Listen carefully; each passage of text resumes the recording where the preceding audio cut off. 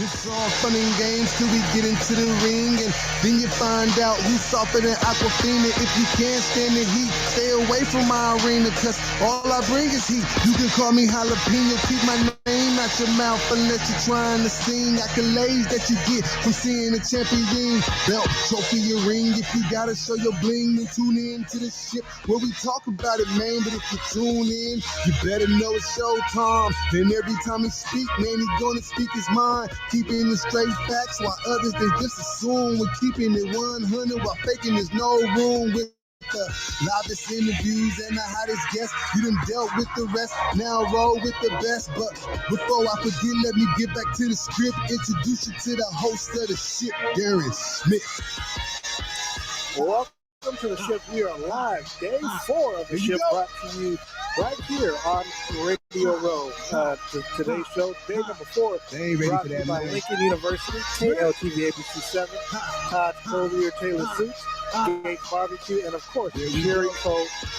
Look, I want to thank you all so very much. We're live from the Convention Center in Los Angeles. I'll be joined by special guests in just a little bit. I'll be joined by esteemed actor Edward James Olmos. Will be joined by Adam Pac-Man Jones in just a little bit. But right now, first guest up for today, right here on the ship, Mr. Doug Freeman. He is the co-founder of Arena Football Association. You can go to the website, arenafa.com/arenafa. Mr. Freeman, thank you so very much for joining me today. Darren, it's a pleasure. How are you, sir? I am doing well. It's been a long day. It's going to get even longer. Of course, the weekend hasn't even gotten here yet. That's right. You know what I'm saying? I got my young protege, Mr.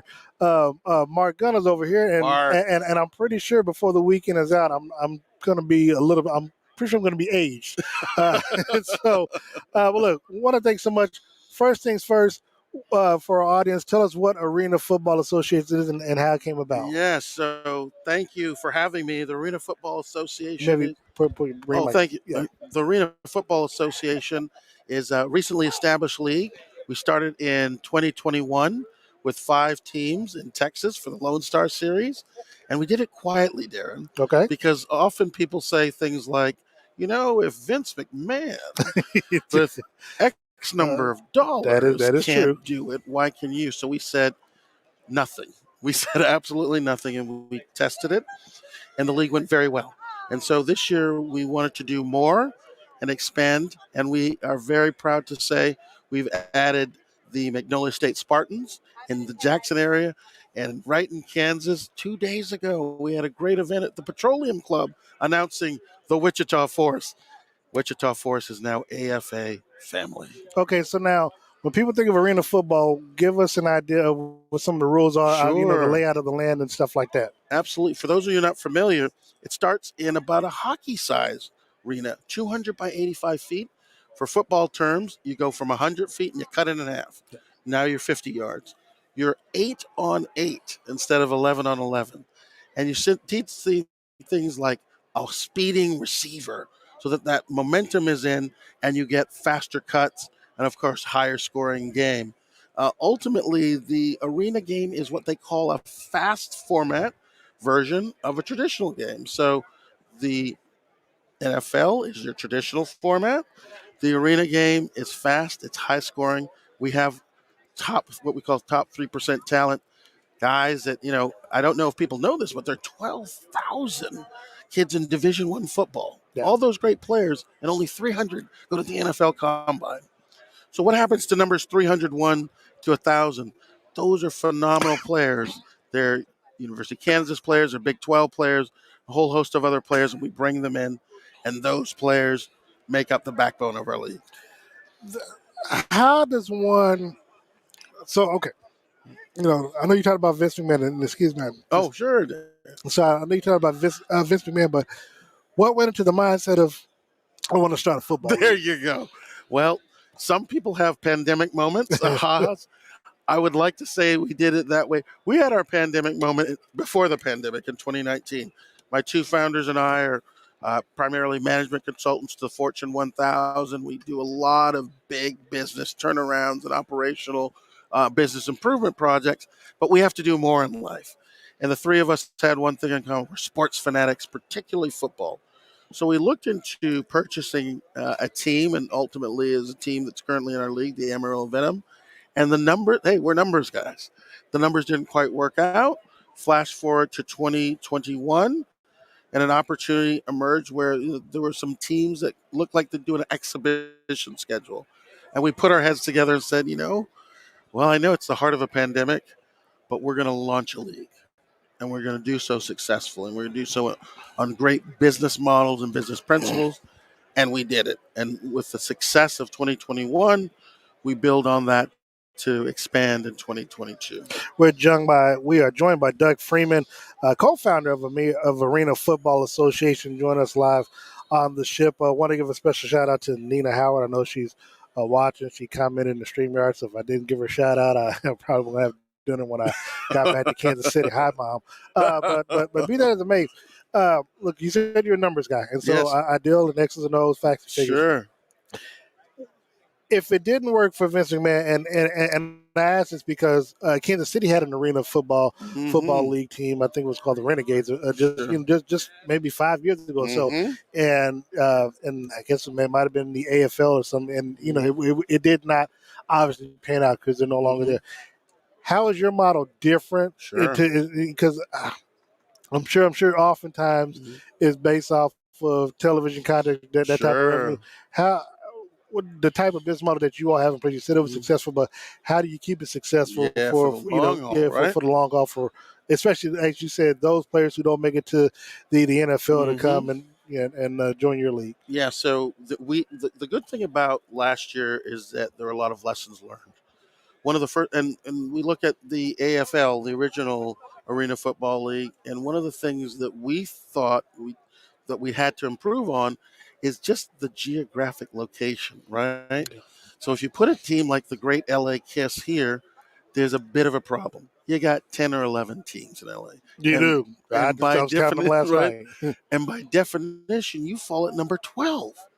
So when you start as a startup team, as a 12th team in a market, here are the things that don't go well. You don't have the ability to engage local sponsors who are the backbone of your revenue model. You go into a large arena, which the KISS did, and there's 20,000 people, and you have 5,000. And then you want to charge LA Laker, maybe it's $150, $200 a ticket, which Lakers can charge, and you can only charge 25. So right there, your revenue streams, you don't have to be a mathematician to know, you're not making a lot of money. And then, of course, you want to have some high-profile players, and so your labor costs get inflated. They're in the millions of dollars. And after a while, owners, as much as people perhaps love a team, when you lose millions of dollars every year, which is what the AFL model was based on, you're not going to succeed. And so you have to flip that model into a model where you're in the right markets, where you can go to local sponsors because you're one of the top two teams and say, join us. And they're like, of course we're going to join. We love you. You're one of a couple great teams and you're part of the community. So now you have a great local sponsorship backbone. You're family based and you're only in an arena of 6, 7, 8, 9, 10,000. You sell out that arena. You sell out all the merch. You're well known in the community. Now these are the ingredients. And of course you have to think things strategically. You don't want to fly from Wichita to even Billings, Montana. That's $1,000 ticket. So you do it in busable clusters and you make things economical. So if you can make those business model adjustments, we have a saying the business model actually wins the game. We love our fans, we love staff, we love players, but if you don't get that business model right, you won't be around for what we call AFA 2030, where our expectation is to grow at a certain level, and AFA 2050, which is the global business plan. You all, out of the three co-founders, all African Americans, you have a woman, served as executive vice president for the league. How important was that business model when you all formed the league? Our mission is to be a Big Six sports league, so right next to MLS, but founded on the pillars of diversity, equity, and inclusion. And so that's from top to bottom. That's at the staff level. That's our referee base, our vendors. It's engaging the community and investing in the community. We want to have opportunity for all. And unfortunately, traditionally, at least in the big five that are currently there, that those set of opportunities haven't existed. Now, if you look at metrics, I got to put my money where my mouth is. 4 of our 7 owners are people of color and ethnic minorities. 2 are women, 1 veteran. So we're opening up people's role modeling of what an owner could be. We hope to have in the next year or two a 20-something as an owner. We hope to have a much broader base. We almost had this year a person who was a deputy sheriff, right? Very different. So this will open people's eyes to what a pro sports owner can be. And we also think this will be the training ground for the next generation of NFL, XFL, CFL, and other owners. All right, so this is Radio Row. We're here for, of course, the Super Bowl 56.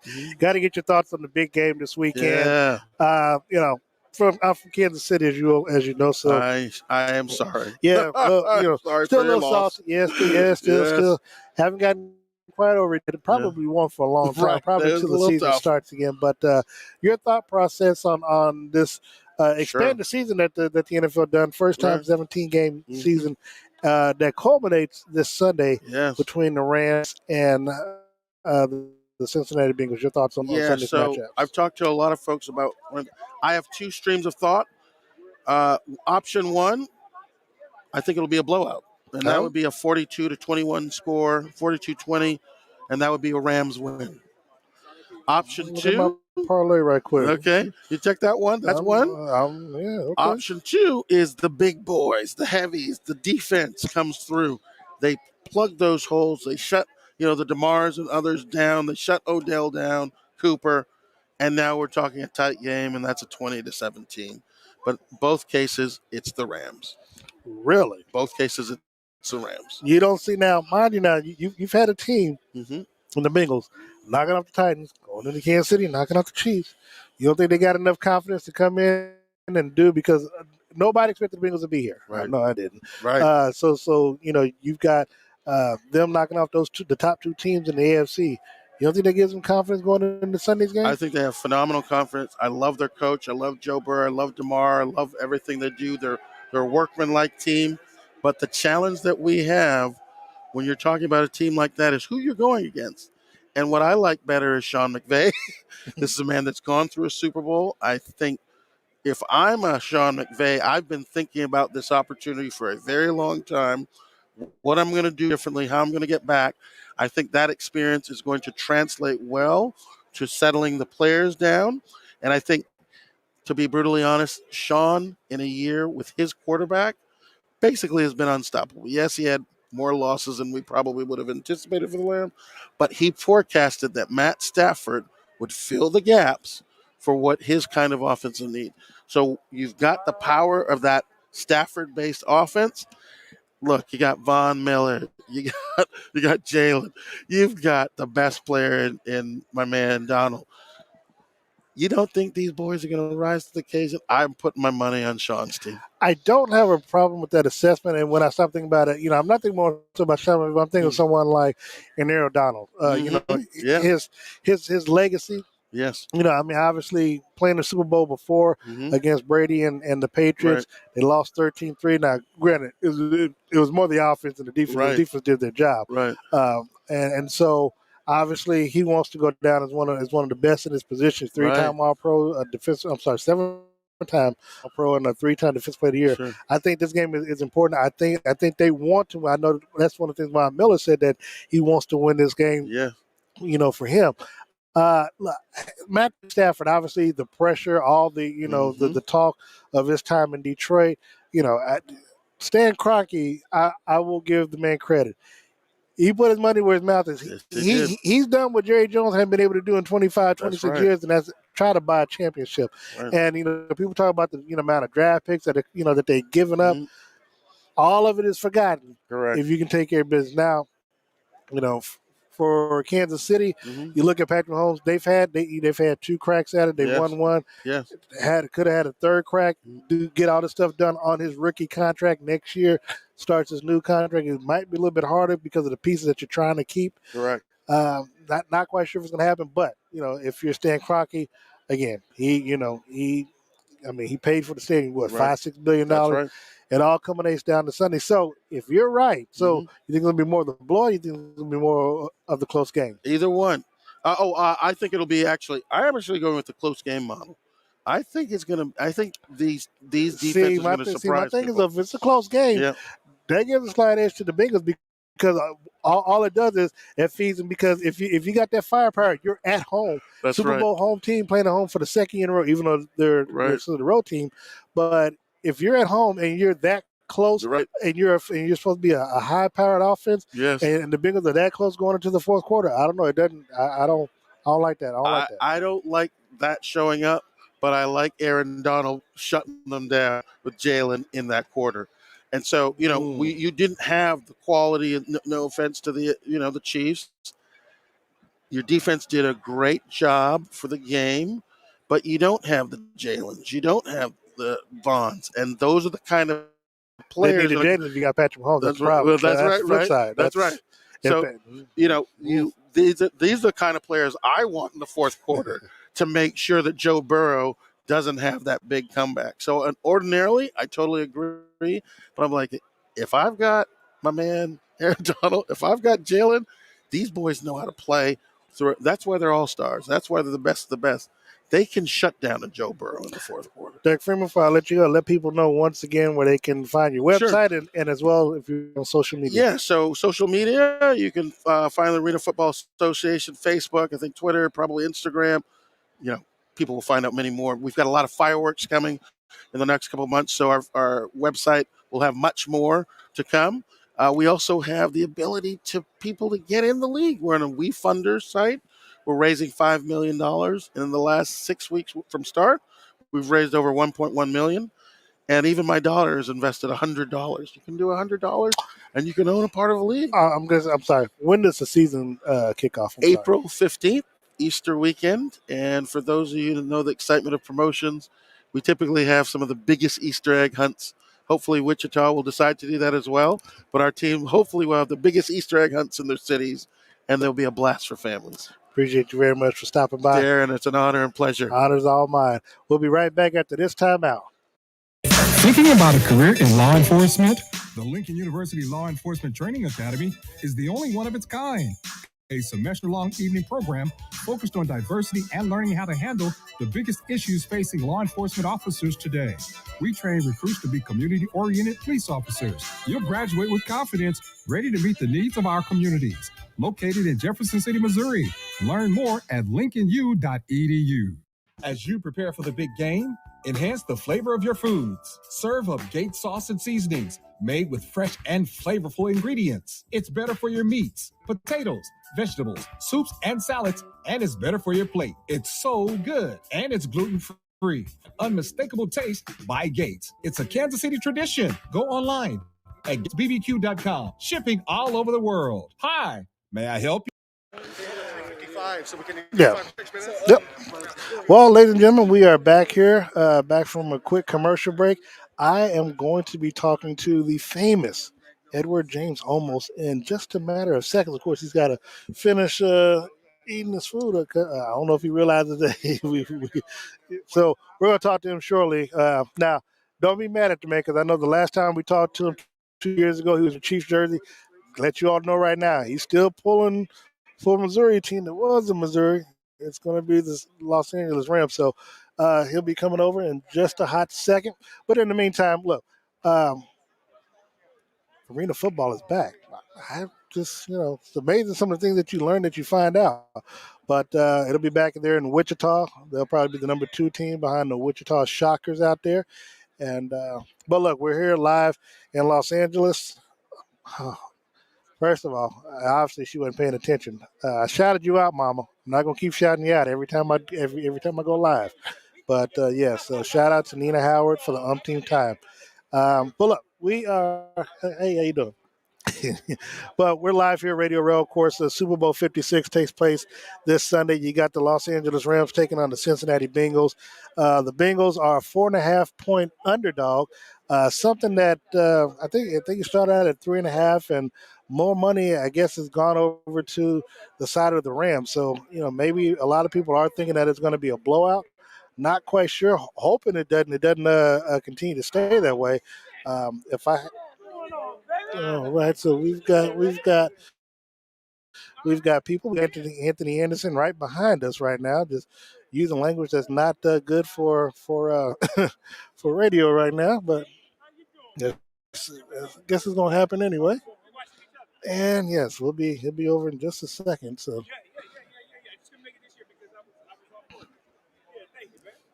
oh snaps! The other guy from the Mayans. Now I feel bad because I can't think of the guy's name, but these are yeah, they're coming right over here too. As soon as he gets to taking that picture with Anthony, and this is pretty cool. I got to get my man's name. Ah, man, I'm sorry. I know this is live. This is kind of yes. Okay. Ah, man, these are the things that we do. So we got actors from the Mayan. Man, let's see what we got here. I know. Hey, when Anthony Anderson is.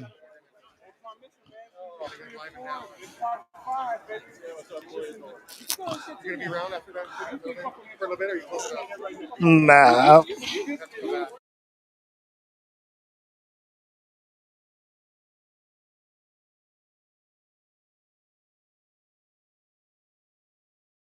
This is what we're gonna do. We're gonna take a quick time out. We're gonna make quick.